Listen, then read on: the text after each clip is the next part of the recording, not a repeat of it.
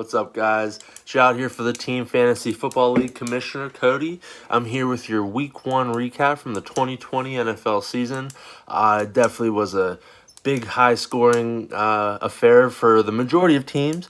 There was a matchup that was not very high-scoring, and we'll talk about that. Not much to really talk about in that matchup, but we'll get there. But first, we're going to start out with our defending champion, Scott.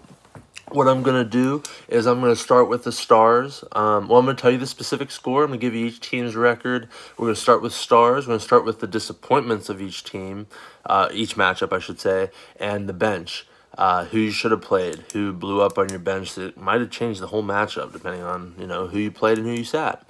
That's why these decisions are very critical, especially Sunday mornings. You guys better take your your Sunday number twos and spend some quality time setting your lineups because there's definitely some points left on some benches this week. Starting out with Scott, like I said, he beat Liam 199.14 to 173.73. All right, it wasn't really all that close for the most part. Scott's stars showed out as they should. The stars are always aligned for Scott for some reason. But no, leading the way was Calvin Ridley with 35.15 points. We knew he was going to have a big season. It just was a matter of how big, and starting off the season with 35 points is crazy big. So, Jesus, Scott, good luck to you, man. You don't need it. Second, we had Matt Ryan with his 34.85 points, and then followed by the first-round pick, Christian McCaffrey. And he had a solid defensive outing from his Ravens for 20.2 points. Other than that, it wasn't really all that much for Scott. Everybody was pretty top of the line. And just to kind of give you a little bit of how I'm going about telling you who the stars are, disappointments, guys who I thought overperformed, that's who a star would be. Guys who I thought were underperforming, that would be a disappointment, and then your bench will be your overperformers that you sat.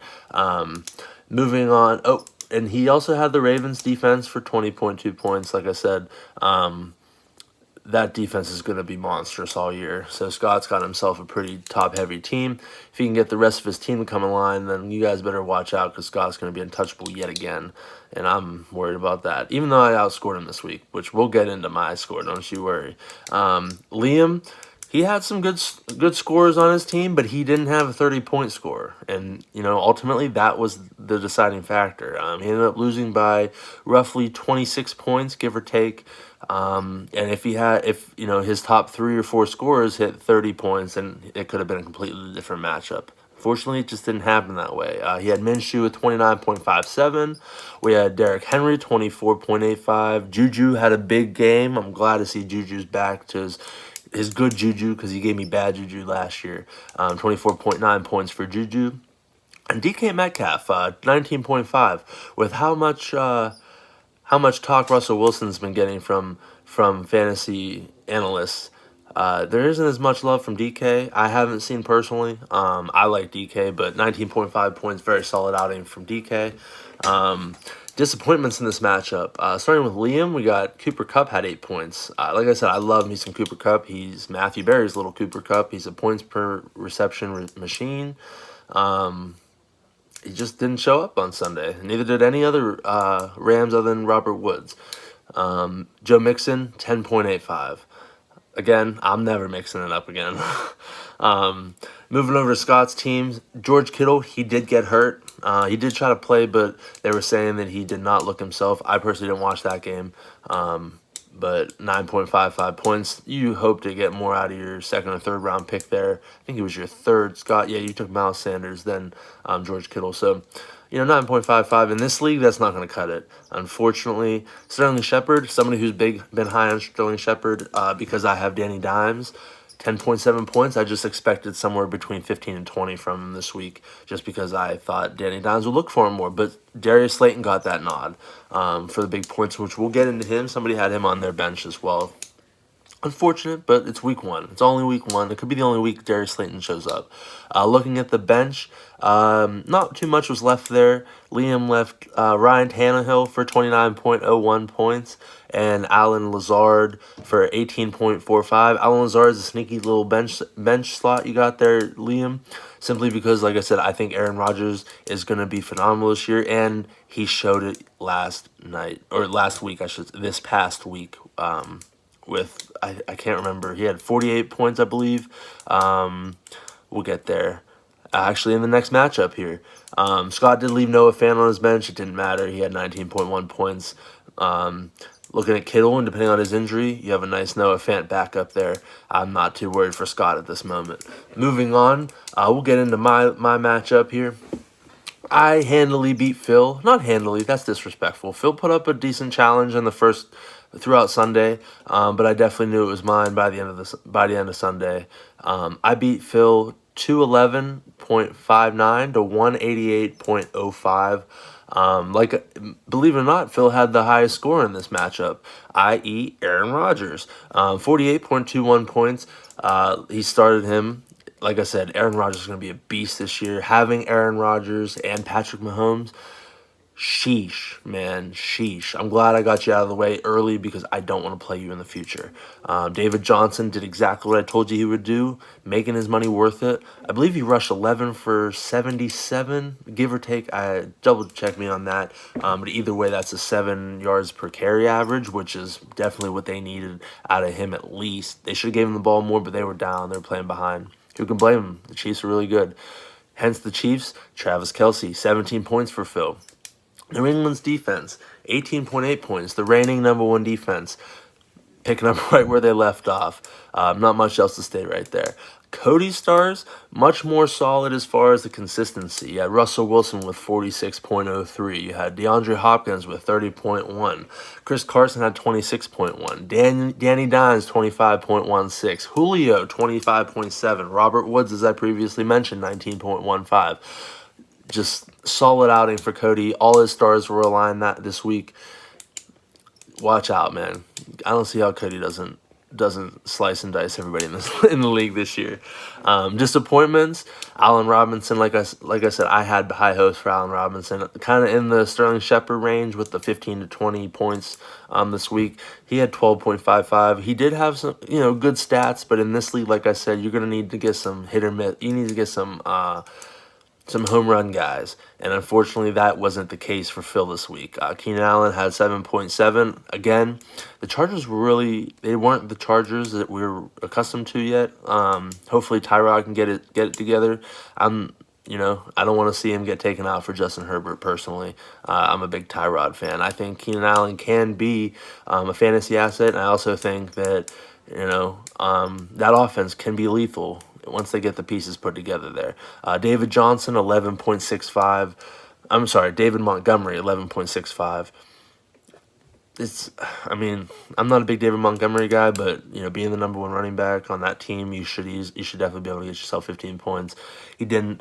I just expected more from him. Cody had more disappointments than Phil did, in my opinion, as far as like the players and what they actually did. He had less players on the disappointment list, but the points were pretty disappointing there.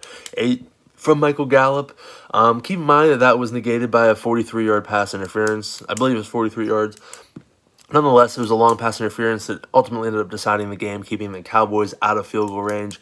That could have easily made it 4 plus 1, so that'd be at least another 5 points. That would have put up to 13. Still would have been an underperformer, but at least would have been a little bit more justified.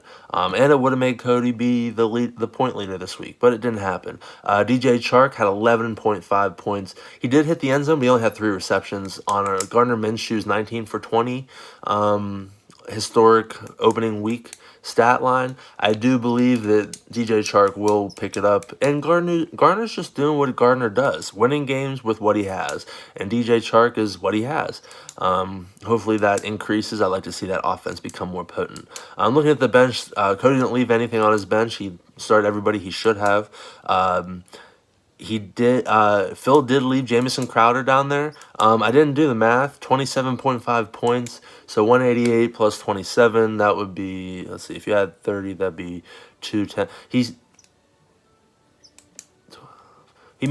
would have beat Cody if he started Jamison Crowder. So Phil, start Jamison Crowder next week. Moving on from that matchup, we have. We'll start with our rivalry. I consider this a rivalry because these guys are really good friends, and one is the current fantasy basketball champion, and the next is presumably, barring some wild, just unforsaken instance, the next basketball champion. Then will be the two-time fantasy basketball champion, Brandon. Hobert did handle him very nicely, 184.23 to 164.32. The stars were aligned for Hobert, as I said in the previous video. Zeke, 33.2, did his work. Mark Andrews, 22.8. Lamar Jackson loves him. Aaron Jones, 20.6. Jimmy G, 25.41. His 1-2 punch from the Bills that I was questioning in the previous video. Stephon Diggs, 16.6. John Brown, 19. I was wrong. Maybe Josh Allen can provide 2,000-yard receivers this year.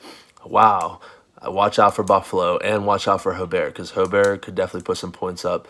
He only put up 184 this week, but he definitely left some bench points as well. Brandon, you had some good starter points as well, but after that it fell apart. Ben, 29.91. Jonathan Taylor, who is going to be a nice asset. I know you changed your name to Mr. Pretender, but I want you to, don't stress. Your team is good. They just lost Marlon Mack. Jonathan Taylor's the lead back in that offense, and they have an excellent offensive line. Dude, your team is going to be good. 17.1 points from him. Hollywood, 16.1. Lamar Jackson loves him just as much as he loves Mark Andrews. Kenyon Drake still put up 18.5 points. That foot wasn't an issue. Will Fuller, 20.2. Like I said, if he stays healthy, you have an excellent number one receiver right there with Hollywood. Tom Brady, 25.51. That's a solid outing for a quarterback. I thought he might do a little bit less. It still was a rough game, but it ended up, if pick six were to take points away, then it wouldn't have been 25 points. But unfortunately, that doesn't matter. He still put up some decent points there. Looking at the disappointments, we'll start with Hobert's defense. I mean, the reason I put the defense there, I'm not going to do this for anybody else, or for very many, unless it's just a joke, mainly because Hobert was pretty solid this week. His team they performed about as good as I thought they would. Everybody that I didn't list in the stars list. So I put the Lions there because they put him up 7.42 points. Get yourself a better defense. I don't know. Looking over Brandon, Saquon. Yeah, he put up 16.35 points, but it's the Saquon Barkley we're talking about. We're talking about 6 yards. I understand the Steelers have an excellent defense, but you are Saquon Barkley. You were taken as a number 2 running back in every league that I've been a part majority of every league that I've been a part of. I expected much more just because he's Saquon Barkley. I think that offense needs to incorporate him more. Get him in the screens. Get him in open field. Anything you can do to get that man running downfield, nobody can stop Saquon Barkley. Like I said, Brandon, your team is stacked. They need to put it together. There's nothing you can do. You have a good team. Don't stress it. Don't worry, Mr. Pretender. You are Mr. Soon-to-be Contender. I believe that. Gronk. I'm not big on Gronk. Like I said, we talked about it. I did advise you to start Gronk over Mike Evans, which ended up being 3.1 points more than Mike Evans ended up putting up. If I'm not mistaken, he put up a goose egg. So it ended up ultimately working out. However, like I said, I would look elsewhere for Gronk substitutes. Looking at the benches, Brandon, with your bench, the only player I really would have started would have been Chase Edmonds. Maybe looking at starting the Cardinals backfield. Hobert seems to be doing it with the receivers from Buffalo. I've never seen I guess that's a lie. I have seen multiple running backs from the same backfield be successful. Look into it, because I know they really like Chase Edmonds, and he's definitely a good sleeper to start. He had 15 points. He hit the end zone. So did Kenyon. 1-2 punch. Why not start him? think about it. Who knows? Looking at Herbert's bench, he had J.K. Dobbins with 15.95 points. Jonnu Smith had 13.6, solid outing for a tight end. Darius Slayton, as I previously mentioned, 30.2 points. Herbert, you left him on your bench. I don't see how you do that going forward. Although I don't see Slayton repeating this performance. Going back to Sterling Shepard, I think that Sterling Shepard will be the number one receiver consistently every week. Slayton is a hit or miss guy, as he showed last year. He has big playability, but it's not always there. So we'll see how the consistency works with that. But Sterling Shepard, to me, is the receiver you want to have on that offense. All right, so that being said, Hebert's 1-0, Brandon 0-1. Moving over to Craig versus Will. Will beat Craig 193.11 to 171.91. It wasn't really all that close. However, I did call Craig. I believe I called Craig a pretender or a tanker. And I would like to raise you, if I didn't make you a pretender, Craig, I'd like to raise you up because looking at your team, you definitely have some potential on it. But it's still questionable and it still remains to be seen. So I'm not ready to throw you up there yet. If I didn't already, I have to look back at my notes here. I didn't, and that's an amateur move, and that's not very out here for the team like for the commish. So I will take the hit on that one, and I will have that for you going forward. I won't make that mistake. But looking at the players here, CEH for Craig, 27.05. Like I said, I want me some CEH, so Craig hit my hotline bling. Gurley, 17.2. That was a star move. I can't believe that he, I just don't think his knees are going to last long term. However, he did outperform what I thought. I thought he'd have 10 to 15 points, at least consistently. So anything over that, I'm going to throw him in the star ranks, just based on my personal rankings. He did start Robbie Anderson, who is Teddy Bridgewater's #1 target last week. 28.5 points. Teddy Bridgewater, as I said, put up 27.6. That offense is looking pretty potent, at least with McCaffrey and Robbie Anderson. And also, Craig has the Steelers defense, which is one of the best defenses in football, 17.16 points. Good luck to any quarterback that has to face them or running back because that defense is nasty. Moving over to Will. Will had Lamar Jackson, 37.25 points. Alvin Kamara, 26.7. Devontae Adams, 42.6. Kyler Murray, 34.55. Do I need to say more? Because that's 141.1 points that Will had of his 193 points. With that being said, he pretty much, he didn't beat Craig with that, but he could have started anybody and would have beat Craig with that. So it's not really anything Craig could have done other than, honestly, there's nothing Craig could have done that would have beat Will. Looking at the disappointments, T.Y. Hilton, I'm a big T.Y. Hilton fan. I thought that he could be the Keenan Allen to Phil Rivers. Phil Rivers still has some work to do. Didn't think it'd be that rough, but it definitely was. He definitely threw a Phil Rivers interception. Timing-wise, at the end of the game, to lose the game. 9.3 points for T.Y. Hopefully we get a bounce back because I have some T.Y. this year. Deshaun Jackson, 6.6. I'm not a big Deshaun Jackson fan personally. Never have. He's always been hit or miss, and I've always missed on him mainly because I never picked him up, ever, because I never wanted to miss. So I've always missed on purpose. Marlon Mack went down 9.6 points. He went down with an injury. He's expected to miss a couple weeks, at least, I believe. Like I said, Jonathan Taylor's going to be that guy. Craig, look at Nyheim Hines if you want to look for a replacement, or make Brandon a very pretty trade offer. I know Brandon loves to plan for the future, so depending on how Brandon's feeling about his team and his keepers and stuff, you might be able to get yourself Jonathan Taylor if you're feeling froggy. But good luck there.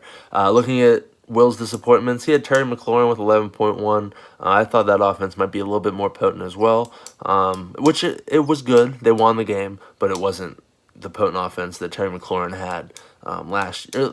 Not potent offense, but the potent points that he had last year, at least to start the season.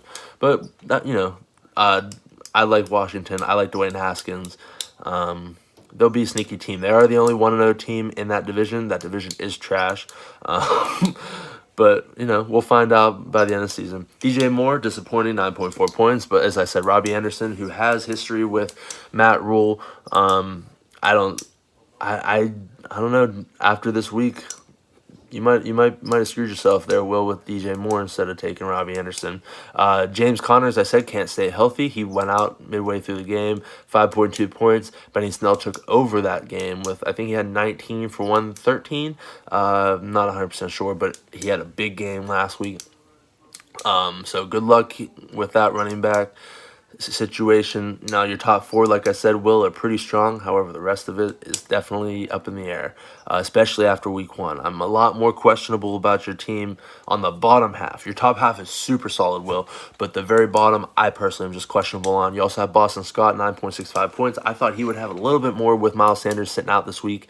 He did not. That offense did suck. As I mentioned, Washington's the only team that's 1-0 in that division, which includes the Eagles, which is who Boston Scott plays for, who are 0-1. With that being said, we'll go down to the bench.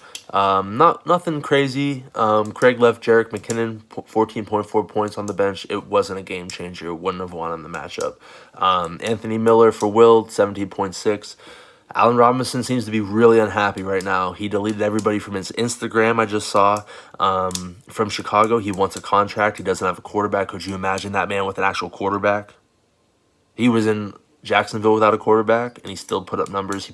He's in Chicago without a quarterback, still putting up numbers. Give this man a quarterback and a contract already. Jesus Christ, this is Allen Robinson. Sorry, that spiel's over. Congratulations, the Will, on your first win of the season. Craig, like I said, I might have been wrong about your team. I'd like to see where you're headed this year. Don't give up, because like I said, I could be wrong, and I think that I might have been wrong about your team, at least this far in week one. We have two more matchups here, I believe. Yep, two more matchups. We'll start out with we'll get to that one in a second. We'll start out with Eric versus Gary. Eric handled Gary very easily. He did mention, is Gary alive or something? Because his team was just destroying Gary, and believe it or not, Eric put up a goose egg, which we'll get into.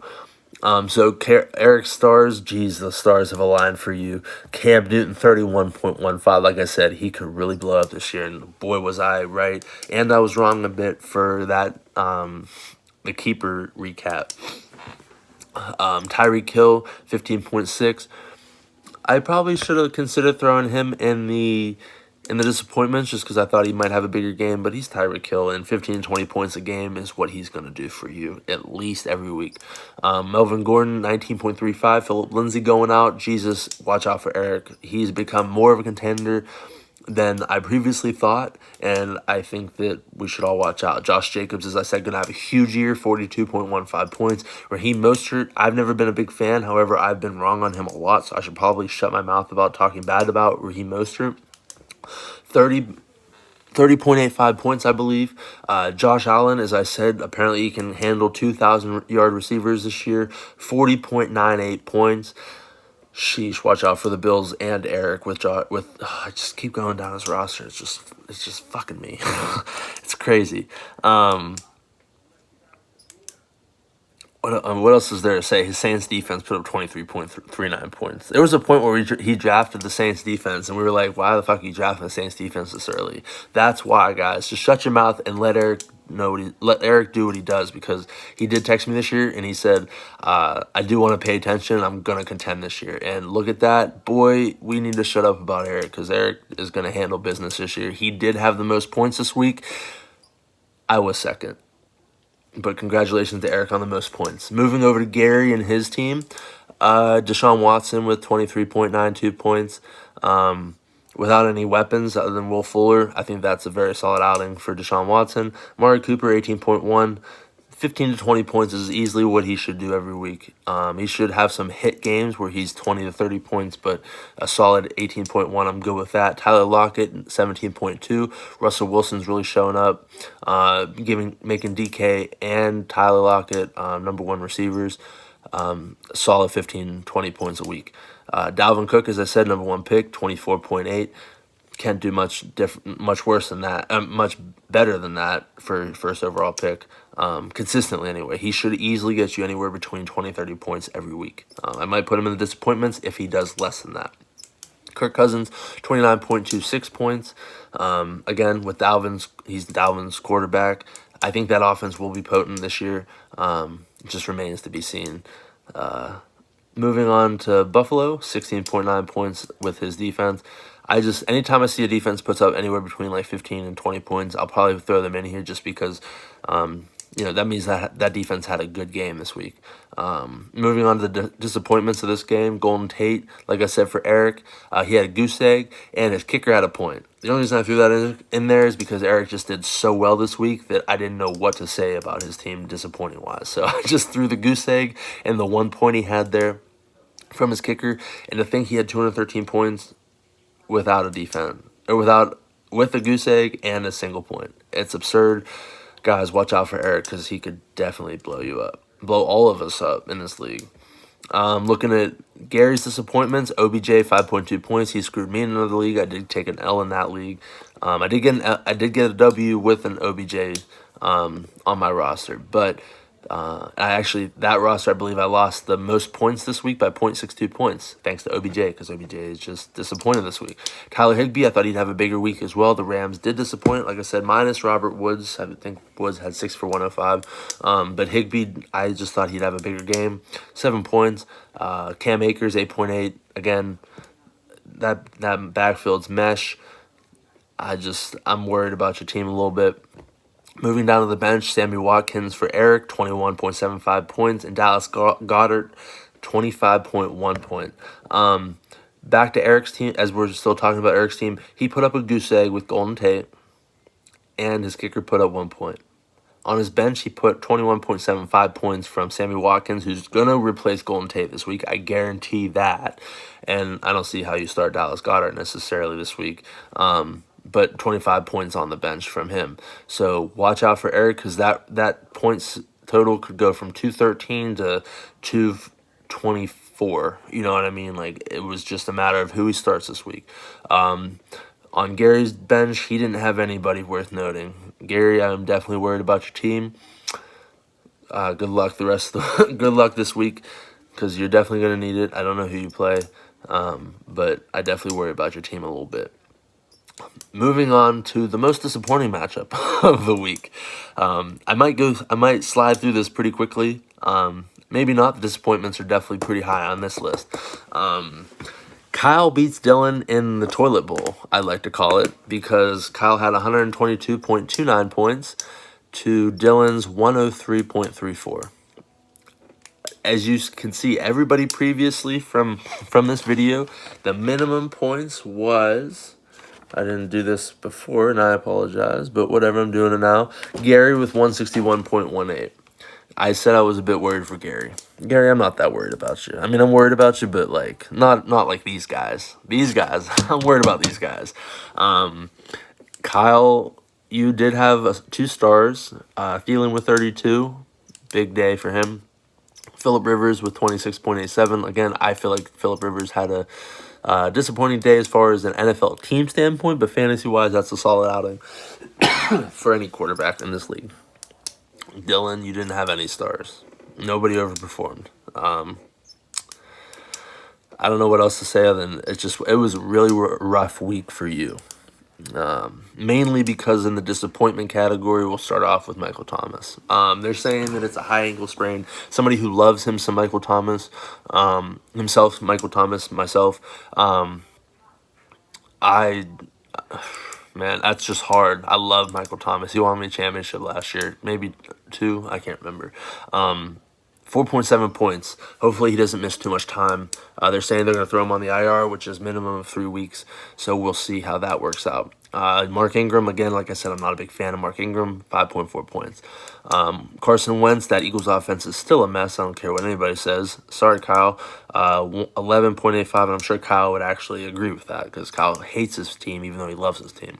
Kyle's a confusing fella. Love you, Kyle. You need to pick a new team. You Eagles fans are the worst. Carson Wentz, like I said, 11.85. Disappointing day. Devin Singletary, wasn't a fan out of the draft, or out of our draft. 12.55. Zach Ertz, 12.8, which is weird because Dallas Goedert was the tight end this week. So hopefully that switches going forward for Dylan, because his ball sack's really gonna hurts. um, I make myself laugh sometimes. Deontay Johnson with 9.95. It's not really disappointing, I guess. I probably shouldn't have put him there, but for Steelers offense, who I think the Ben could be a top 5 quarterback, easily 10 to 15 points should have been had there. It wasn't, but going forward, we'll see how that offense goes. Jerry Jeudy 8.6. With Cortland Sutton out, I thought that they might be a little bit more potent, but that was a big defensive game between the Broncos and the Titans. So hopefully they can get some things turned around against some more offense-friendly defense. You know what I mean? Moving over to Kyle, disappointments. Baker wasn't a fan out of the draft, as I said. And here we are, 13.06 points. Disappointing. Nick Chubb, as I said, I probably would take a CEH instead of Nick Chubb, 8.1. Julian Edelman, 13.25. With Cam Newton put up 31 points, you'd think that Edelman would have 15 and 20. No, Cam Newton rushed for 2 touchdowns, so that hurts Edelman's value. Austin Hooper, as I said, I hate the Browns. I hate every asset of their team, even though I have some OBJ this year. 3.5 points, that's disappointing, especially for somebody who led the league in tight end receiving last year before he got hurt. And he got a big contract before. He got the biggest contract before there was a Kelsey and a Kittle contract. Le'Veon Bell, 8.1. He got hurt. Adam Gase got him, regrets putting him back in, but here we are. And yet you're just trying to get yourself a taco. I'll get you the ingredients. You got to make your own taco if you if you give me Le'Veon. Tyler Boyd, 7.3. Like I said, I was a little worried about Joe Burrow. Joe Burrow definitely looked like a rookie at the end of the game, but I mean, I think Joe Burrow will be all right. But right now, Tyler Boyd's not going to be that big of an asset until proven otherwise. Looking at who's left on the bench, Dylan actually has Nyheim Hines. So Craig, I believe, whoever has Marlon Mack, I think it was Craig, hit up Dylan, because it's looking like Dylan's planning for the future. I'm sure you can get yourself some Nyheim Hines, who put up 29.55 points. Phil Rivers loves himself a receiving back in the red zone. As you can see, 29.55 points for Nyheim Hines. While I think Jonathan Taylor will be a stud in the backfield running the ball, I think that they can definitely have a 1-2 punch running and receiving back, similar to the Sony Michel, James White era a couple years back when they made it to the Super Bowl or won the Super Bowl, whatever. But I think that definitely is Dylan has some assets. They need to start performing, but that's a matter of if and when that happens. With that being said, that's all of our Week 1 matchups. Lots of hits and lots of misses for myself. I'm more than willing to admit when I'm wrong, because I'm human and I make mistakes. But this was a great Week 1. I'm very proud of Cody for talking all that shit and backing it up with the second most points this week. Watch out for Eric, though. I am picking Eric to be a hot contender by the end of the season, assuming everybody stays healthy, of course, which I don't see how that changes, because he has a very healthy team for the most part. With that being said, tomorrow I will have our Week 2 preview, my personal opinions of what I think will happen this week, and just matchups and, who I think is going to win, things like that, predictions. So, with that being said, hope you guys have a good night, and we'll see you guys tomorrow. Peace out!